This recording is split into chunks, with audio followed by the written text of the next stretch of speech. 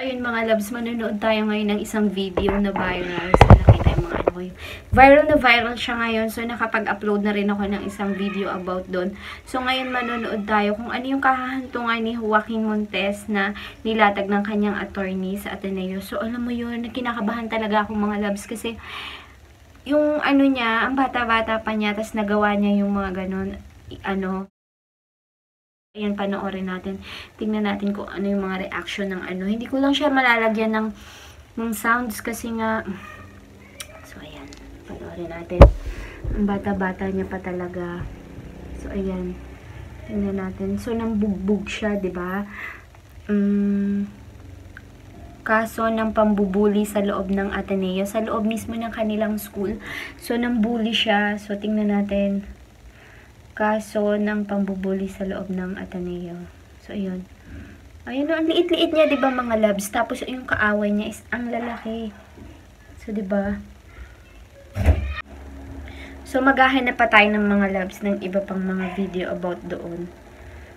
So, napaka-ano niya talaga. So, ang masasabi ko lang, so, marami, pati yung kapatid niya, bugbog o dignidad. So, ganun pala yung ano niya, bugbog o dignidad. Ano ba yun? Bakit may mga ganun? Ayan o. Bugbog o dignidad. So, nagkalat na talaga siya sa mga social media. So, marami na talaga siyang, nagva-viral na siya. Not bullying. Joaquin Montes na hashtag. So, ayan o.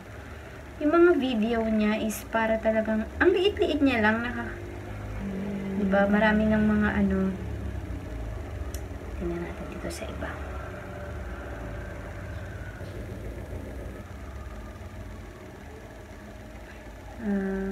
About the bullying. So, Joaquin Montes panoorin.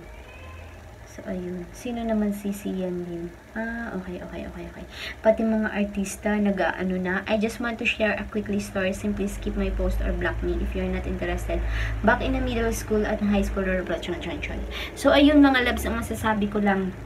Wala talaga akong masasabi.